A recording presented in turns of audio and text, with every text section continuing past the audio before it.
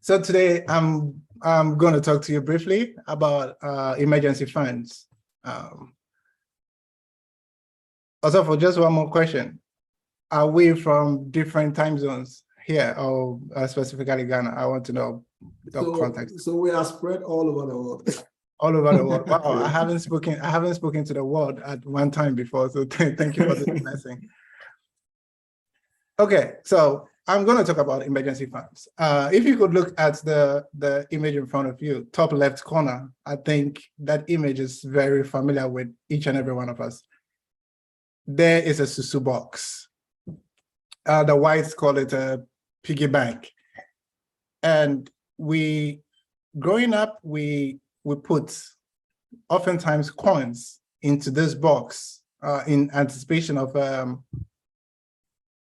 a particular event in the future where we would need this. And oftentimes to access this money, we have to break the box and take out the money. Now, when you grow up or having grown up, it is often much more difficult to have these sorts of funds available. I don't know why, but all of a sudden, these things vanish. And all that we have is, oh, I have money in my savings account, or I have this, or I have that, which is awesome. But the truth of the matter is that, do you have an emergency fund? What is an emergency fund? Why do you need one? Why do you need that as a Christian? Or why do you need that as a kingdom financier? That is what I want us to discuss today. So, what exactly is an emergency fund? I'm going to be giving you two definitions. One is academic and one is a real world definition. So the academic definition goes as an account that you set aside to be used in cases of emergency. And emergencies are things such as the loss of a job, an illness, or even a major expense that you need to make. That is what academicians say. But what is it in real world? It is an easily accessible stash of money or cash that you have set aside that you can easily access for use only in cases of emergency. Now, before I go to the 6 steps that I have outlined regarding building an emergency fund, I want to give a scriptural reference. There was a time in history where there was a prophet called Elisha, and also would give you the scriptural reference and all that. But this prophet had a circle of prophets, and it was interesting to note that one such prophet passed away. He died. But when he died, he left behind a debt. And so his widow, his wife, had to come to Elijah and tell Elijah, hey, your prophet or your colleague prophet died and he left me in debt. I would go into the scriptural and spiritual knowledge or understandings, insights that are in there. But it is a simple message to you and I that no matter how spiritual we are, or no matter how connected we are to the heavens, we can die and leave behind debt, or we can have financial difficulties in this life. It is interesting that when we mention the world's billionaires, it is hard to pinpoint one who professes to be a Christian. Maybe when we come into the millionaires, we may find some. But if there is someone who professes to be a Christian and is a billionaire that you are aware of, I would be glad if you could share that information with me. There may be, maybe they haven't professed it that I have come across. But it is hard. I simply do not know anyone who is a kingdom financier and in today's world is considered a billionaire. However, we profess that the cattle on 1,000 hills are mine, says the Lord. Mhm.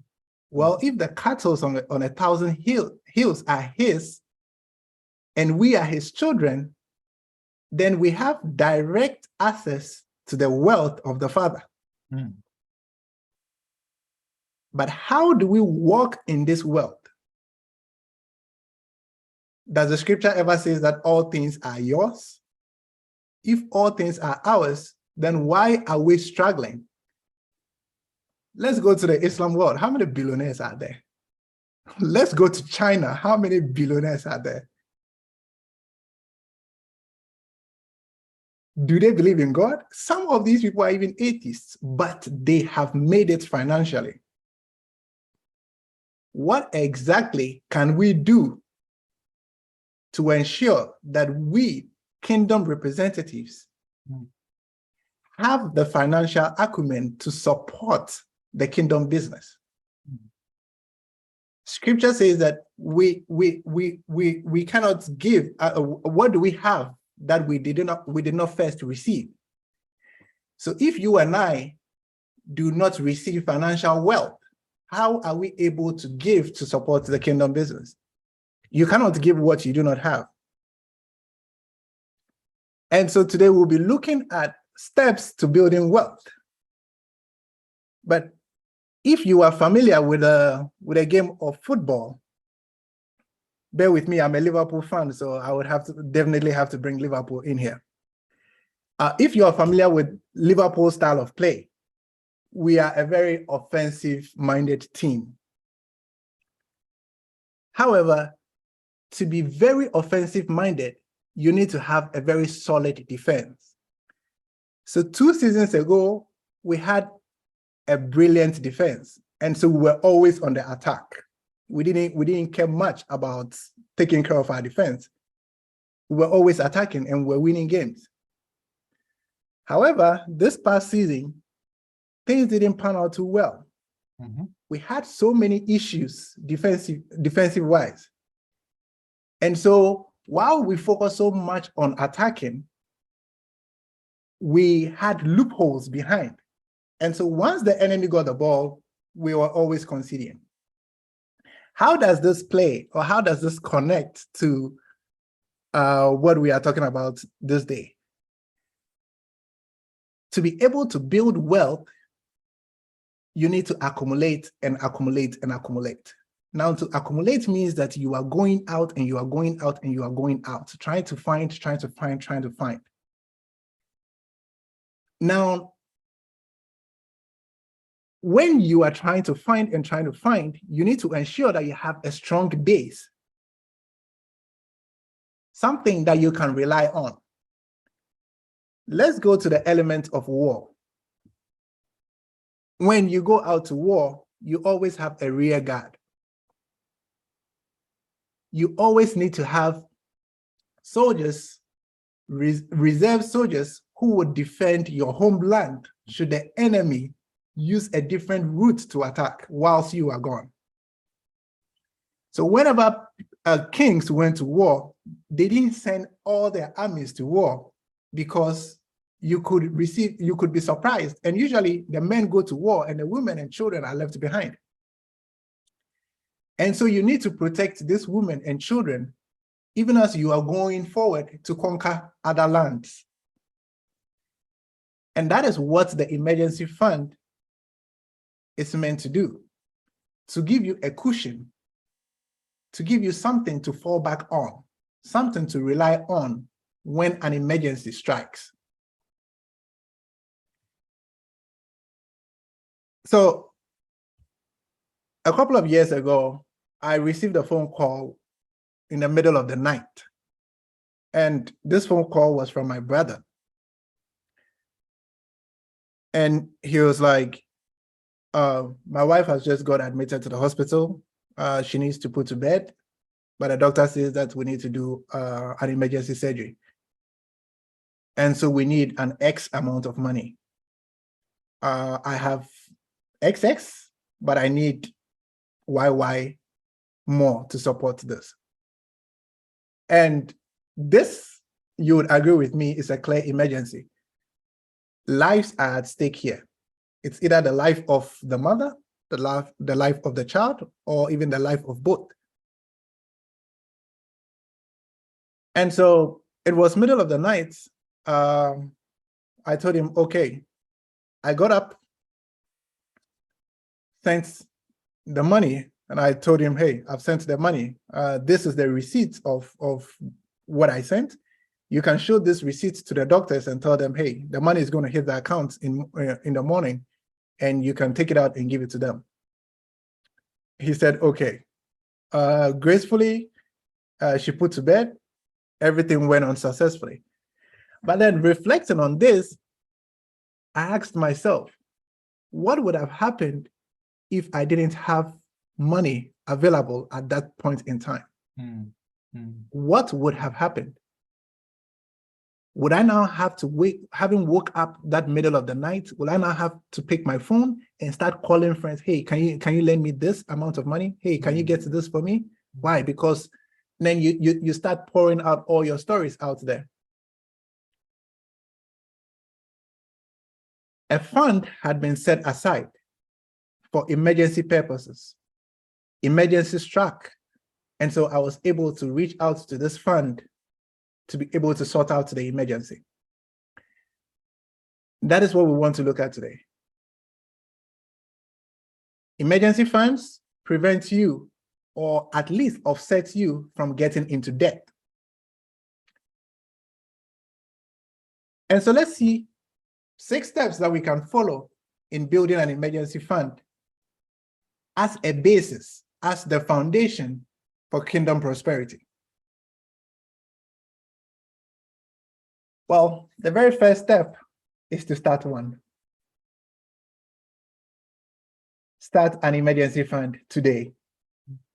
And if you do not know how to connect with it, all that I'm saying is that buy a Susu box today. Buy a Susu box and start putting money into this Susu box. Now, who needs an emergency fund? Everyone does. Everyone does. You need one, and I need one. Why is that? Well, the truth is that life is unpredictable. And certain things can simply happen, unplanned, unexpected, that would derail and transform your financial routine completely. Now, this emergency fund that you are going to have is going to help you minimize the stress and the damage that these life events are going to bring your way. When emergency strikes, you won't panic about what do I do next? Where do I get money from? Who do I call? You don't think about who do I call. You have a fund that has been set aside and ready, available, that you can easily tap into for starters. Your emergency fund will not necessarily solve the entire problem, but it's going to give you a cushion. It's going to reduce the stress level and help you to be able to think and find solutions. You won't be rushing to a bank for a loan or reaching out to MTN. They have this loan thing on MTN and these money transfer services. I have a couple of friends who do that. Anytime there is an emergency, the first thing is reach out to the MTN service to borrow money and pay back in high interest rates. Others resort to those who use credit cards, immediately resort to their credit cards to borrow cash and paying very high interest rates. No, an emergency fund is going to help you offset that. Now, what is the step number 2? This emergency fund that you create should be readily available. Readily available. That means it should be cash in hand. It shouldn't be in a stock. It shouldn't be in an investment. It shouldn't be in the form of a car or a house. It should be liquid. Money that you can easily reach out for. Money that is sitting in your bank account that you can easily tap into. Okay, so it's not an investment where now you have to go find someone to buy your car. You now have to sell your car. It takes time. Emergencies are emergencies. They need to be resolved immediately. And so if you do not have cash available, you do not have an emergency fund. If danger strikes in the middle of the night, who are you going to sell your car to in the middle of the night? How do you find a buyer immediately? Even if it is a stock, how are you able to sell it instantly and get your money? It takes time to actually even get that money back to your own account. So all forms of investments are not liquid enough to be an emergency fund. Emergency funds are supposed to be liquid, cash that is readily available. And again, that is what the Susu box indicates. The piggy bank, that is what it indicates. It's cash available. All that you have to do is break it. And once you break it, you have cash readily available to you. And that is what your emergency fund should be. It should be readily available. Step number 3, this is my favorite. If you have any questions, please, you can unmute and interrupt me. Okay. Now, step number 3 is knowing your unknowns. Finding out what your unknowns are. Now, what are your unknowns? Well, there are unknown unknowns and there are known unknowns. You need to figure these two out. What are your unknown unknowns and what are your known unknowns? I'll explain these in the next slide. So your unknown unknowns are expenses that are truly unpredictable. You do not know when they are going to happen. You have no idea when they are going to happen. You have no idea when your child is going to be sick. You have no idea when your grandparent or your parent or your sibling or someone is going to pass away. You have no idea when you are going to lose your job. These are unpredictable. Okay.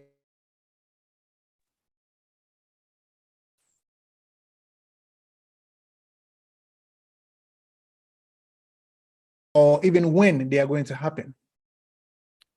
So examples include a sudden unemployment, health emergencies, accidents of all kinds.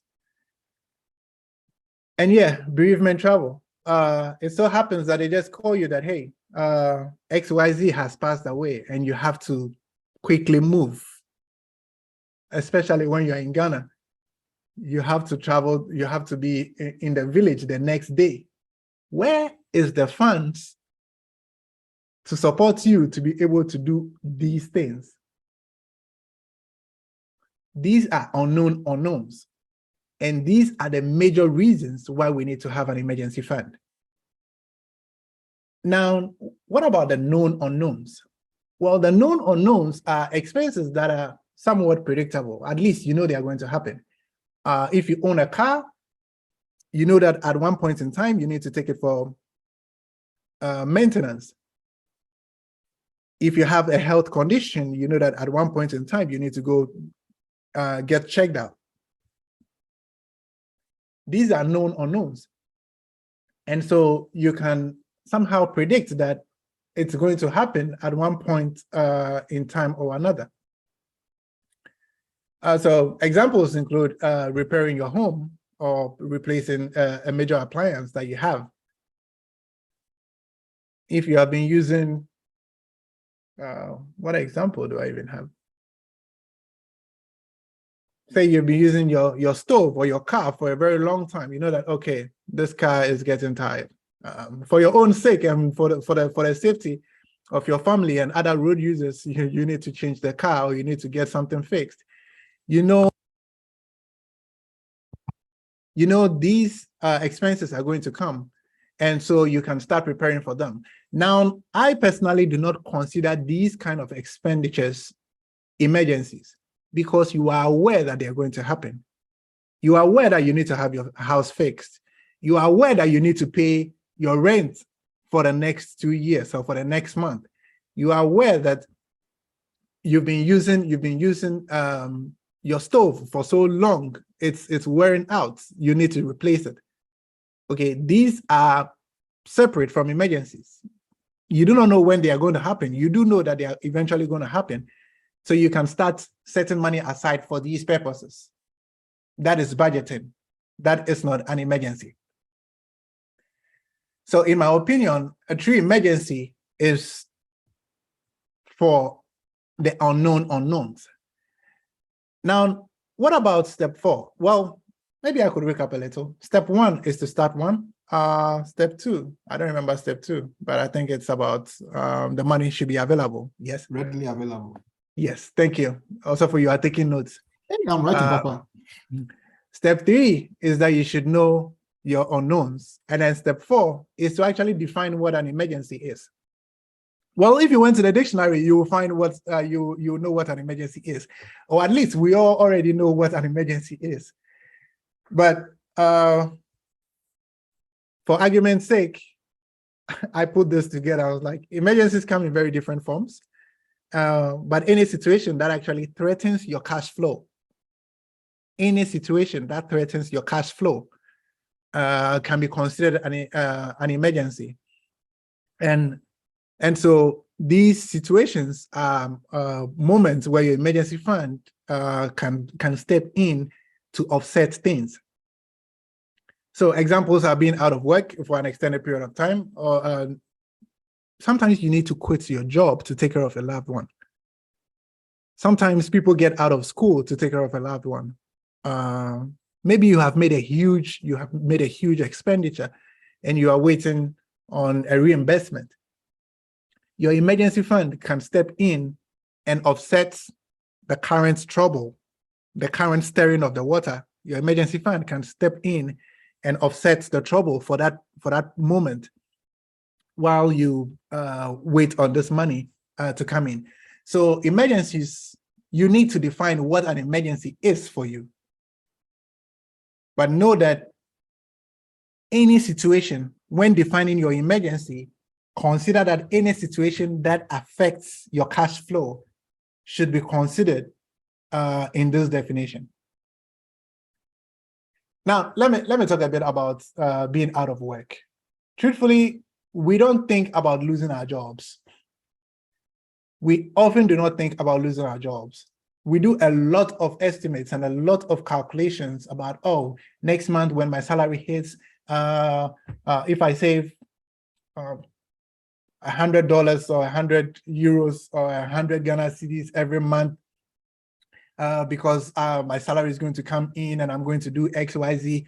What happens when you are suddenly informed that, oh, sorry, we don't need your services anymore, or there's going to be a layoff, and we are sorry, but it affects you, so you need to go home. What are you going to do at that point? That is an interruption to your cash flow. So that is a true emergency there.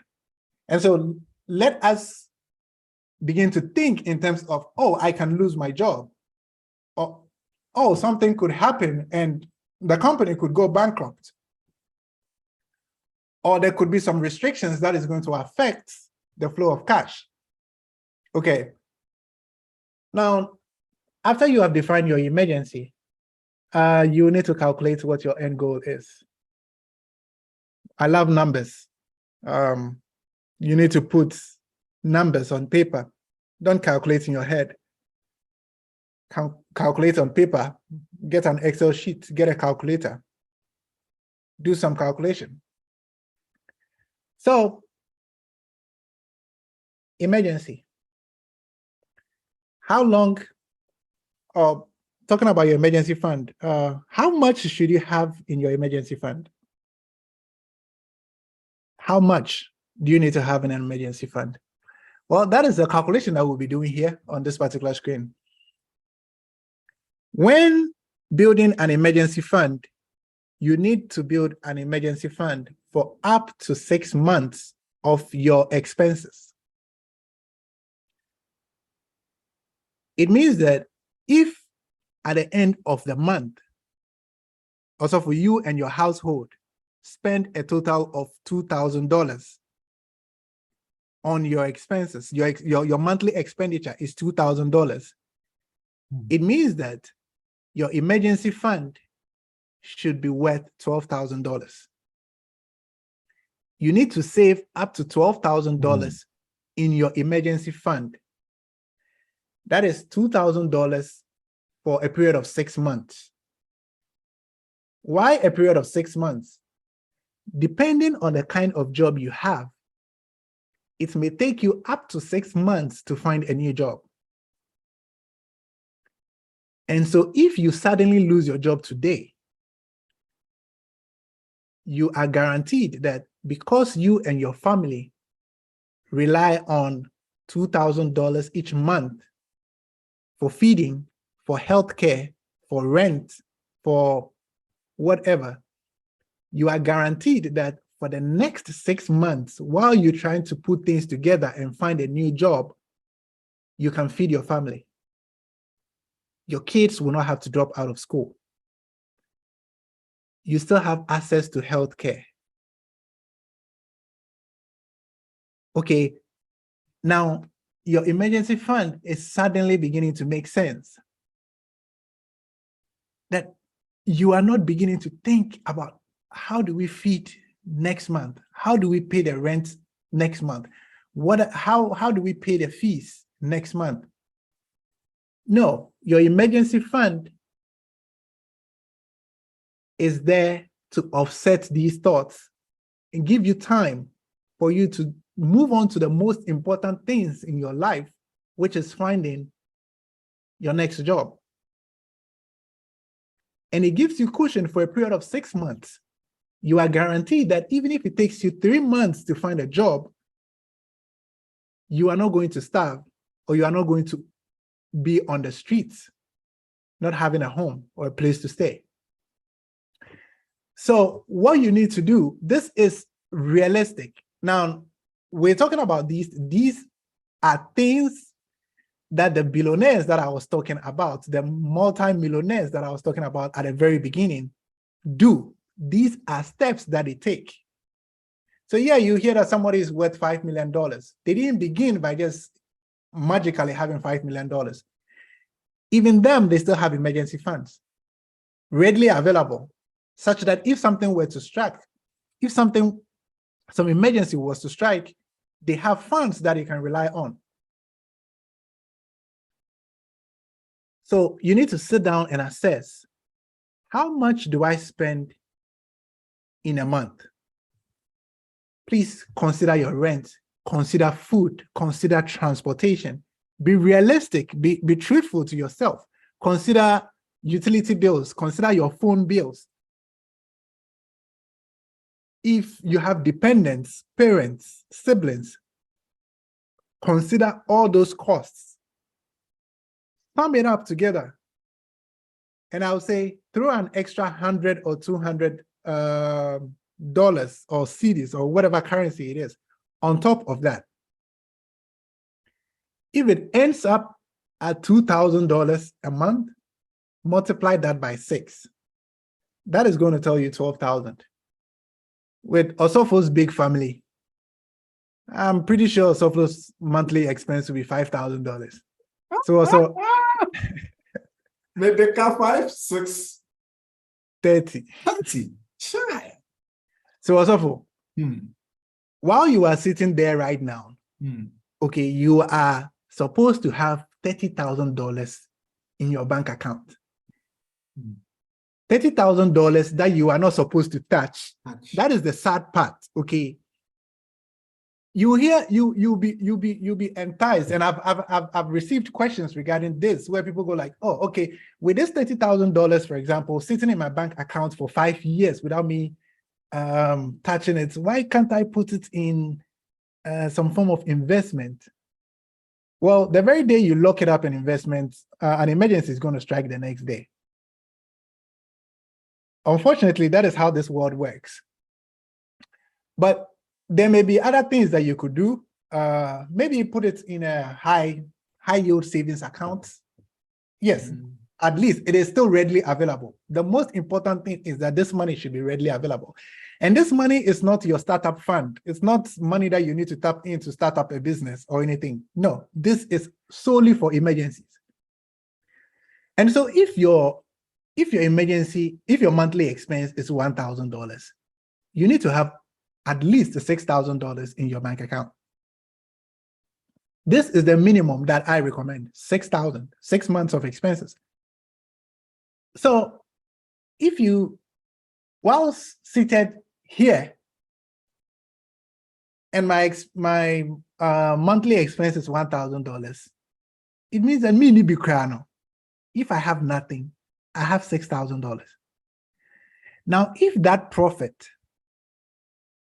speaking hindsight, if that prophet who was in the purpose circle, Elisha's circle, okay, could go into debt, then we should know that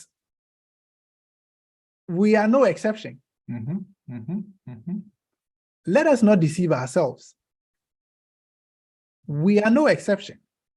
When it comes to money, money does not respect whether you're a Christian or you're a Muslim.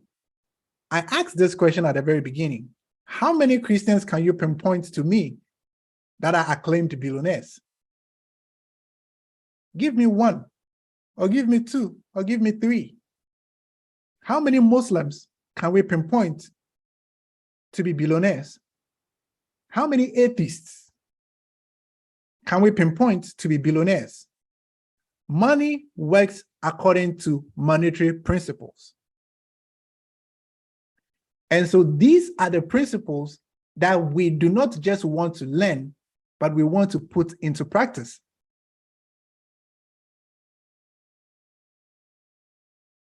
Yes, you are an awesome giver. You sow seeds, you do all that. Awesome. But you need to have an emergency fund. Remember, the guy was a prophet. He could buy into the mind of God and tell you wonders. But the guy was broke. He left his family in debt. Also, what were they going to do with the prophet's children? Were they going to take them as slaves or something? As slaves, yes. Wow. The creditors were coming for them as slaves. Just look at that. Okay. Speaking in the language of the spirit, speaking in tongues. You touch people, they are healed. You do all sorts of miracles. However, your children are going to be enslaved because monetary principles need to be applied for monetary results. But a good thing is that we have these examples for us. We have these millionaires who may be atheists or of a different faith that we can look at and then ask ourselves, how did they do it? And then begin to take the steps and apply the principles that they applied. Someone once said that I could see far because I stood on the shoulders of giants. We should be able to see far because these principles work. It worked for me, and I believe it would work for you as well. If you have an emergency fund, your mind is cushioned, and you have the chance, and you have the time, and you have the ability to sit back in the midst of chaos, reflect, and take ample steps. You do not panic when difficulties arise. When you are called tomorrow that, hey, your dad has been rushed to the hospital. And those abroad, you know that even if the chicken in the house lays a new egg, it is you they are going to call. That, oh, the chicken is not able to lay eggs, so please come and do something. The dependency from home is so high. Mhm. Mhm. We need these nest eggs, these funds, to be able to give us some peace of mind for us to be able to breathe. Okay, so if tomorrow I am called that my dad has been rushed to the hospital, naturally I should be concerned, but financially I shouldn't panic. There are situations where our parents go to their workplace and they go and ask their boss, can I get my salary in advance? Mhm. Mhm. Why? Because an emergency has struck at home. The child is sick. Okay, these are experiences that we have had that we should not repeat for our children. But for these things not to be repeated, we need to take ample steps. And here, we need to calculate how much we expend each month and act on it. Well, the final step is to stick with it. So you start one, you know that your money must be liquid, readily available. You define what an emergency is. Also, am I right? Yes, sir. And you Know your unknowns. know your unknowns. Define what an emergency is, 4th point. Okay. Thank you, Osofo. then I'm sharing my calculate screen, your so goal. I don't even remember anymore. But the last one is to stick with it. You have begun the process. You have identified what your known unknowns are. You have defined what an emergency is. You have bought that fresh Susu box. It shouldn't be a Susu box, literally. It can be a new bank account.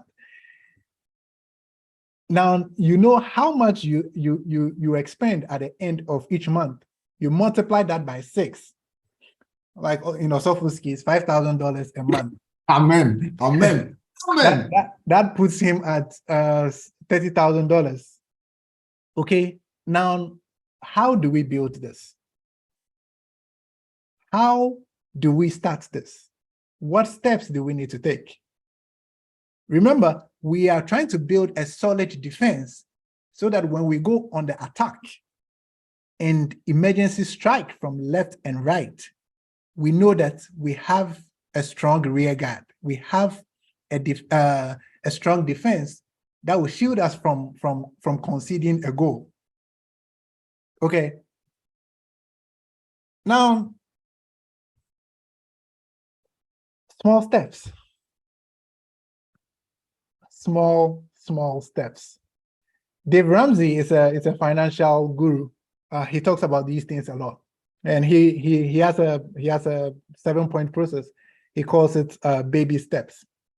Okay, but in Osofo's case, Osofo, today you are a case study. I am a case study. Very Yes. wonderful case study. In Osofo's case, he spends $5,000 each month on rent, on family, on fees, on transportation, utilities, phone bills, dependents, parents. Where we come from, you cannot say you won't take care of your parents. It's a taboo. It's something that you cannot say. Okay, it is something that you cannot say. So all these things you have to include in your monthly expenses. We go to funerals every week. It's either you are going to a funeral this week, the next week you are going to an engagement ceremony, you are attending a wedding, or a friend of mine could attend all three one Saturday. go to an engagement, go to a naming ceremony, go to a funeral, go to a wedding. She will leave the house with different clothes, change into funeral attire, attend the funeral, then leave, then go somewhere. I mean, these are things that you cannot refrain yourself from, because that is your community right there. So that a lot of expenditure that we have. And truthfully, in Osofu's case, $5,000 a month is huge. Now, to talk of having 6 months of such an amount is intimidating. So saving $30,000 in your account is an intimidating target. But the good news is that you don't have to have the 30,000 at a go. You need to set benchmarks. Say, okay, I want to be able to build my emergency fund. Osofo is at 0 right now. But he has now realized that he needs $30,000. After putting all the numbers together, he needs $30,000. But Osofo doesn't have $30,000 right now to go put in a bank account and say, this is my emergency fund. So how do you do it? Small steps. Make one huge investment, take one huge investment step. It could be $500. It could be $1,000. Now, if we have listeners from Ghana, please don't allow me to intimidate you with the dollars, okay? I know the exchange rate is not very nice. Just substitute it with Ghana cedis. But 500 Ghana cedis per day, no, please increase it. It should be higher than 500 Ghana cedis. But if we're talking in dollar terms, also if it is $500 that you have, or $1,000 that you can afford, take one huge step. Say it's a step of faith. The way you walk up to the pulpit and sow a huge seed. Okay, sow a seed into your own life. Wisdom. Sow a seed into your own finances. All right, $500, $1,000. Take it today and say, okay, I am putting this money into my emergency fund, and label it an emergency fund. If it is a new bank account that you need to open, please go ahead and open that new bank account. Withdraw from your current savings account and put into that bank account. And say, this is only for emergencies. Now, this is my seed money that I am investing into my own future. All right. Then what do you need to do next? You need to automate the process. Now, a lot of banking applications allow you to automatically transfer money. You just set a target that, hey, at the end of the month or on this particular date, transfer X amount from this account into another account. Automate the money and let this money be the first item on your list of expenses each month. So if you are deciding Osofo needs $30,000, he has put $1,000 as a seed money into his emergency fund. Now we know that if emergency is to strike right now, Osofo can easily tap into $1,000 that is readily available to him. Okay, he has $1,000 that is readily available to him that he can tap into to go offset whatever trouble that emergency may be, and then quickly build it up. It's not like you withdraw and that is the end. You have to quickly build it back up, because once emergency has struck once, you know that it's likely to strike again. Okay, so do the first commitment. Make a commitment to yourself and to your future and to your family's future, and then automate the process. Each month, throw something in there. Make it a definite amount. Don't let it be like, oh, after I have deducted all my expenses, paid my rent, paid everything, whatever is left, then I'll go and put it in an emergency fund. No, make the emergency fund the topmost priority. It should be the first deduction that you make from whatever income that is coming in. Whatever is left, use that for the expenses. And then that's where you realize that, oh, I don't need that Netflix subscription anymore. So you cross it out because whatever is left is not enough. You need to manage whatever is left. But your emergency fund must be a must. You must build it to the fund size fully, completely. Apostle, amen. Wow.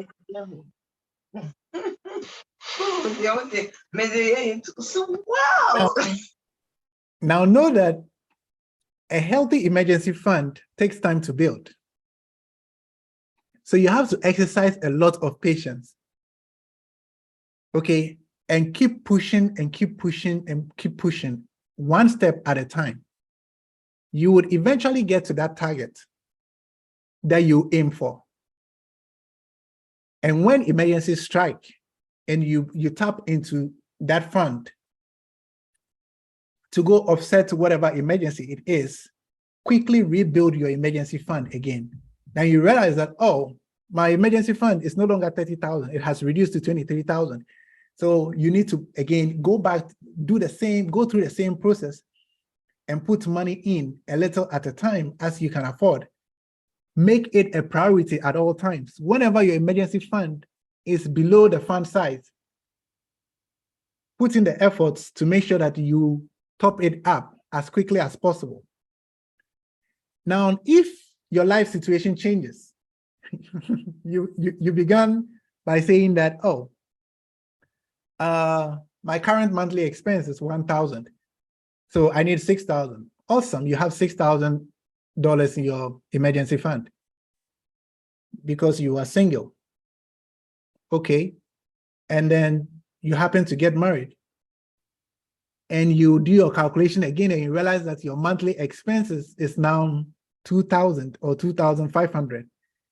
That should tell you that you do not have enough liquidity in your fund anymore. You need to increase it. So if your monthly expense now goes to 2,000, then you need to double your emergency fund from that 6,000 to 12,000. If it is now 2,500, then you need to increase it to 15,000. So just know that your life situation is going to affect the fund size. If you had a job that was bringing in $1,000 each month, and so because of that, your emergency fund was so small, but now God has blessed you with a new job, or a business has started booming, and now you are bringing in $5,000 each month. And of course, once more money comes in, oftentimes your expenses increase. Once your expenses begin to increase, you need to ensure that you reflect, you come back to this and you ask yourself, previously, my expenses was just, and so I had 3,000. Now my expenses is about 3,000. How much do I need in my emergency fund? You quickly realize that your existing emergency fund of $3,000 is now going to cover just a single month of your current expenses if something were to happen. So you quickly have to top it up and increase it to the right fund size based on your current expenses. Okay, so be patient, be intentional about it, put your energy and resources into it, and keep pushing and pushing and pushing, and ensure do not stop until you reach your fund size goal. Having a healthy emergency fund takes time, but with baby steps, with persistence, and with patience, a lot of patience, you will get there. So the 6 steps, once again, please start one. Make sure the money is readily available. It should be cash. It shouldn't be your car. It shouldn't be an investment somewhere. It shouldn't be your business. It shouldn't be anything else besides cash. Then you should know your unknowns. Define what a true emergency is for you. Calculate your goal and stick with it. Maybe sometime in the future, Osofo will give me the chance to actually talk about this heavy burden, which is debt. But for today, some resources that you can take a look at. I am ready for your questions, if there are any. Thank you. Ooh. Ah. People of God, my notepad is full. I'm writing on an electronic notepad, but that's a wasa. I am, Senior, this is a lot to take in. It's like, personally, you have exposed me. Yeah, I have to use you as a case study. I mean, like, I have been exposed, and I'm just thinking about all that you have said and how that this is not part of our consciousness at all. No, it is not. Not part of our consciousness at all. And I was asking myself, so what have I been doing all this while? I thought I had the savings scheme, but I mean, emergency funds. So you are saying it's 6 months at least? At least 6 months. Also, look, in my company right now, okay, we have been informed that there will be a redundancy. 1,300 people are going to lose their jobs. Okay, now if I tell you this as a spiritual man, the first thing you say that, oh, it will not apply to you. Yes. We refuse it in the name of refuse it, yes. But what if all of us at that company are all Christians? What if we all serve the same God? Oh, it may not apply to me, but it's going to apply to a fellow Christian. Okay, so realistically, it can happen to any of us. Yeah. Now the question is, if it so happens, are you prepared? Am I prepared? Just as we are waiting on the second coming of our Lord, just as if he does not come, we will be called to meet him. We can all be called at any time. And the question is, are we prepared? It's the same thing with money. If emergency strikes, how prepared are you? Seriously, Sinyandi, you have to come back. You have to come back and then hit on the debt too. I mean, this is wisdom, practical wisdom. It's scriptural. As you were speaking, all that I was thinking about was Joseph's leadership in Egypt. Apparently, it was an emergency fund he built. And he built an emergency fund which would cover the nation for 9 years. Amazing. And you see the $100 and the $200 that I said that you can use on top. That was what his siblings got access to. Excess. Exactly. So I could see the scripturality of all that you were saying. I said, no, what he's saying is true. That was what Joseph did. He built an emergency fund for the nation. And so in times of difficulty, Egypt did not have to beg. They had more than enough to cover them comfortably. And he had a way of replacing. So when he gave them seeds, he told them, at the end of the year, 20% of all your yield, bring it back to restore the emergency fund. See, how we are blessed. Somebody asked the question. Siriam, I'll give you the opportunity to unmute and ask your question. Siriam, please ask your question. Okay, thank you, Papa, and thank you, Dr. Andy. My question is, if there is an advisable percentage we can allocate on our monthly income, because we all don't have the same monthly income. So if maybe we can, out of the incomes that come, we can allocate, just as we give God 10% to him. After giving God 10% to him, the remaining, if we should allocate maybe 15% to as emergency fund before other expenses come. So maybe if there is an advisable percentage, you can give us. Thank you. Well, you answered your own question. I was going to say 15%. You already mentioned. Oh, Samu.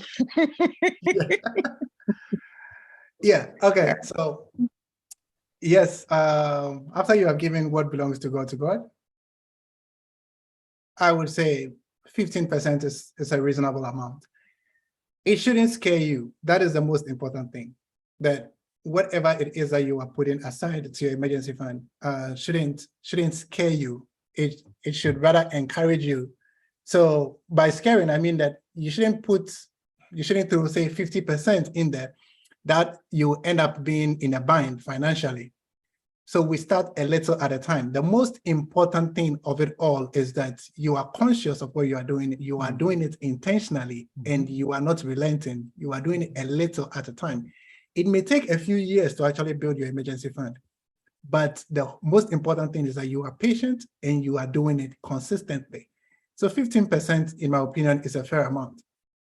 Okay, 15% is a fair amount. But before you move to the 15%, look, if you have $100, if you have $50, if you have whatever amount, today I'm doing an altar call. I am doing it's altar call, right? Yeah, what you call, on fund. What if Osofo was fundraising right now? He will tell you that, okay, 5,000, 3,000, 2,000, 1,000. Then at the end, they come points. They will be a walk home.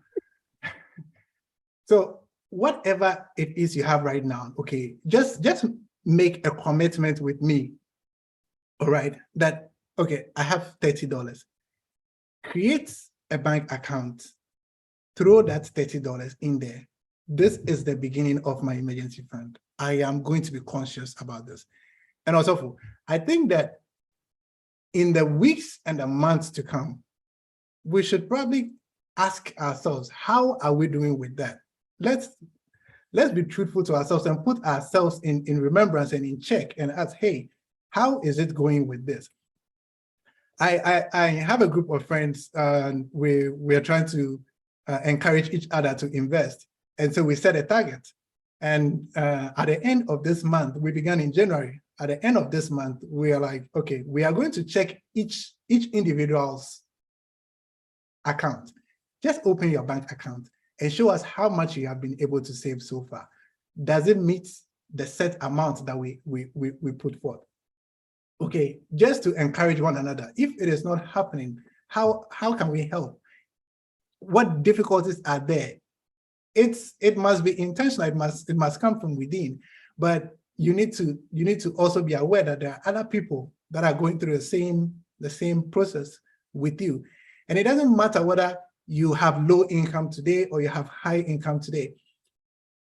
Building wealth is not about how much you bring in. It is about how much you spend. It is about how much you spend.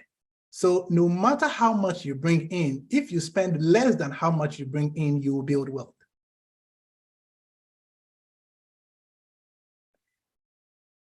I have been in situations where I bring in more, but when I am in a situation, I go to a friend who brings in less, and that friend helps me. That is because I haven't been conscious about how to put money aside, how to save for emergency situations.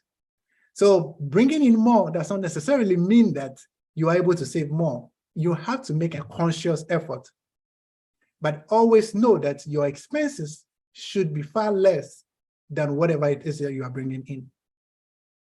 So 15% is awesome for starters. And before that 15%, it was Serum, right? Please, if it is 100 Ghana cedis, 200 Ghana cedis, whatever amount, $20, $30, please make a commitment today with me. All right. And then we'll know in 6 months how much we have been able to accumulate in emergency fund. Yes, please. Thank you very much. Thank you. So Serum, save the Moroccan dollars. Serum, what's the currency in Morocco? She's in Morocco. Oh, okay. I may be visiting Morocco next year, so. You're welcome. And I'm seeing a question from Botswana. My goodness. A lawyer from Botswana. A lawyer from Botswana. Distinguished lawyer from Botswana. Where does someone with enormous expenses start from, especially when their income is barely enough for the month? Wow. Where do you start from? Well, the first point that I would say you start from is go to your balance sheet, your list of expenses. Okay, go through your list of expenses. Write every single expense that you actually make. Every single expense. Write it down. Write the amount that you spend each month. Let's begin from there. Let's know how much costs you incur. Okay. Don't do it in your head. Write it down. Put pen to paper. However it is that you're able to write. If it's going to take you 3 days to put things down, put it all down, put amounts to it. How much do you spend on rent? How much do you spend on this? How much do you spend on that? And then you can then ask yourself, okay, my total expense is 2,000 cedis or $2,000. I bring in $2,005 or 2,005 cedis. That is technically like what you bring in is technically going out. Okay. So then at that point, we can ask ourselves, when we look at the expenses that you have, what can we reduce? What expense can we cut off? What are true necessities in there? I told you I stopped Netflix subscription. And that was because at one point I rarely watched TV. Also from work, I switched to PhD. Yep. From that, I go to bed. I wake up in the morning, I start with PhD. I switch to work. And then I switch back to my PhD. I was doing my PhD and working at the same full time, both of them. Okay. So I was like, why do I pay? I think I was paying about $15 or 15 euros or 16 euros each month. And I was like, why am I paying this amount? I shared it with my friends who were not watching either. So I was like, okay, I quit the subscription. And that money immediately went into something else. Okay, so if you are able to write down all the expenses that you incur, all the expenses, we can look through and see, okay, what can we reduce or what can we cut off? Now, when you are able to cut off or you're able to reduce your expenses by $5 or $10 or $20, don't create a new expense for that money that has become available. Throw that money into your emergency fund directly. So you increase, so if it is $5 that you're able to put towards an emergency fund and you reduce your other expenses such that you are making an extra $10 or $15 available, add that 10 or 15 to the existing 5 that you already contribute, and you have maybe $15 or $20 that will be going to your emergency fund. Okay, we can begin from there. If you need some assistance with this, I am willing to help you go through your expenses, and then we see what we can cut off and what how we can extract some more cash into funding your emergency fund. Thank you, Senior. The last question, and then for today we would release you to rest. Pastor Joshua, he's in Ghana. Osofo is asking, is it wise to give loans out of your emergency funds? Nope.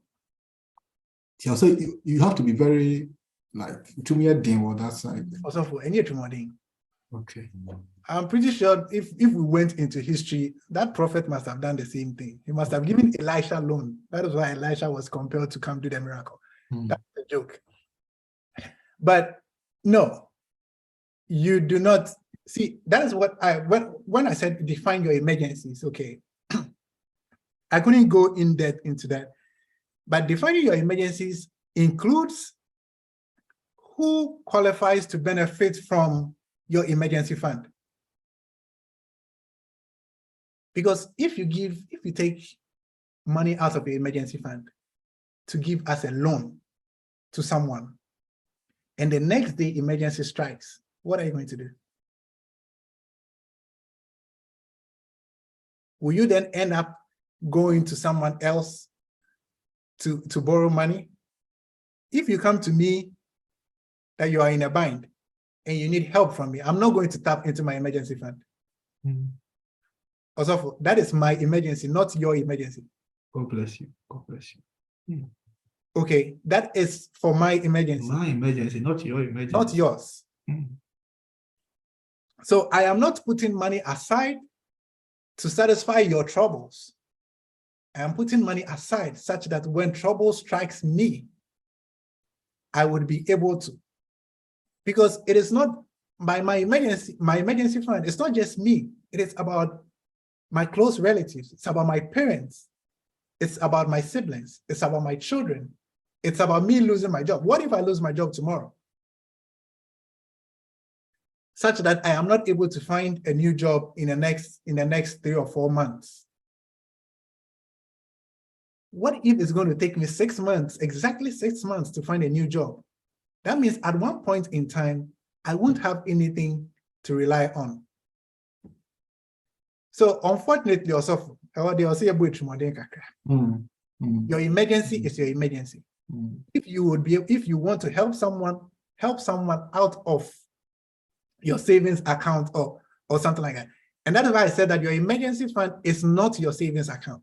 It is completely different. So it's like your susu box, set for a specific purpose.